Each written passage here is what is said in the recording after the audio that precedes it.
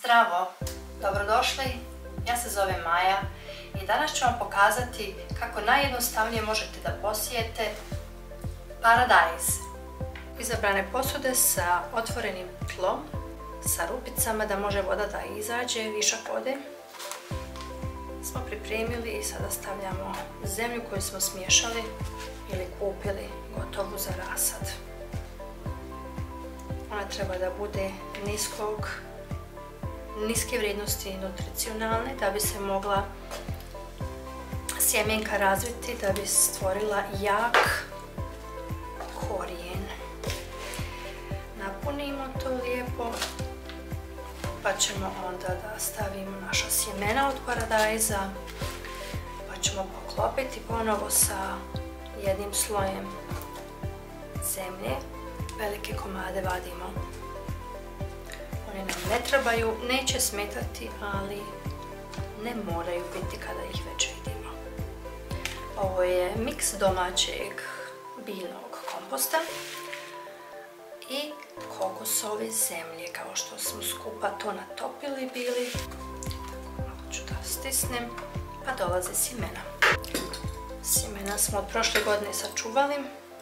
Ovo je jabučar paradajz, a ovo je više paradajz naš.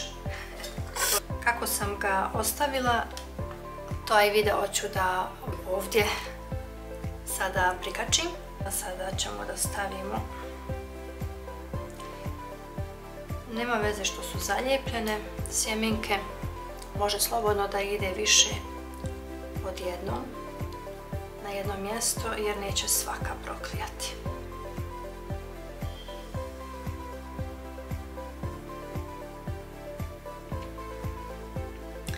I kada proklijaju sve, ako su 2 ili 3 na jednom mjestu, onda će uvijek biti jedna najjača i tu ćemo uzeti i pikirati i nju ćemo dalje izvesti.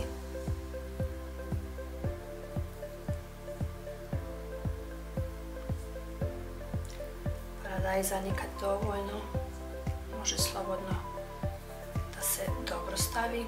Znači to će biti jedna vrsta, a ovo će biti druga vrsta.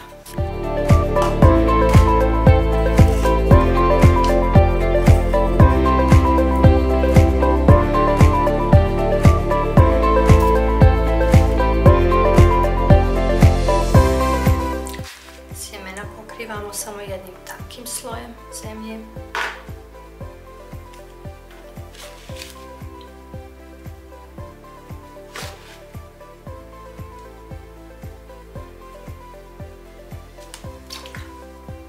Prije nego što zalijem, stavit ću posudu koja će da uhvati višak vode.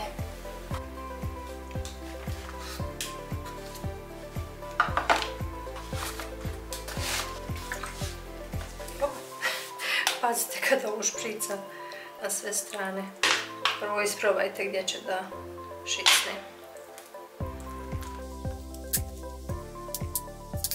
I jedan put za demonstraciju. Ovako bez čepa, onda lagano. Ali već vidite kako se drugačije ponaša zemlja. Čekaj, evo ovdje.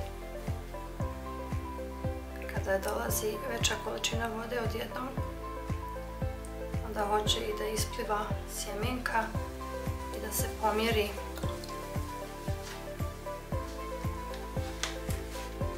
Ovako je efikasnije. Zemlja ostaje na svom mjestu i sjemenke ostaju na svom mjestu. Ovako su isplivale sada dosta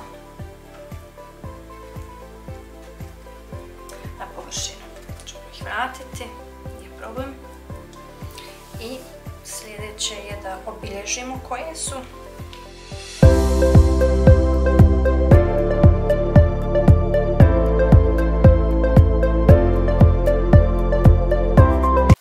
Paradajza kao i kod paprika ću samo jednu od ove dvije posudice da pokrijem sa folijom. Pokrivam da bi se mikroklima stvorila za sjemena da što prije proklijaju. i da se ne osuši zemlja. Onda ne moram naredni 7 do 10 dana, zavisi koliko je topao radijator, zalijevati.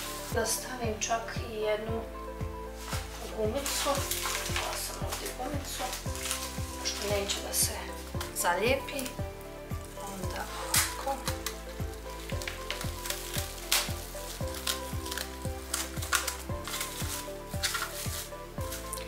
Čim proklijaju sjemenke, odmah se sklanja ova folija i sklanja sa vrućeg mjesta.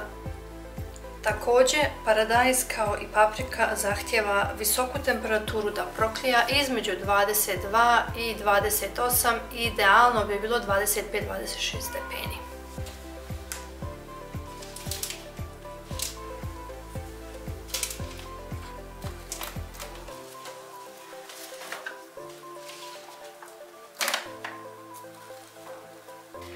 Kupusarke nam je isti proces i na isti način kao paprike i paradajz. Stavimo zemlju u izabranu posudu sa probušenim tlom da bi voda izašla. Stavimo sjemenke, pokrijemo ih sa jednim tankim slojem zemlje i stavimo na oko 20 stepeni do 22 stepena da bi proklijale, tako da njih obavezno stavljam iznad radijatora na prozor ili bilo gdje u sobi gdje se grije, ali gdje nije prevruće.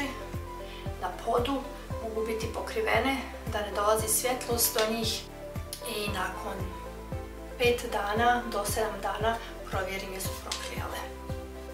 To bi bilo to za sjetvu u februaru. Možete isto to da ponovite i u martu.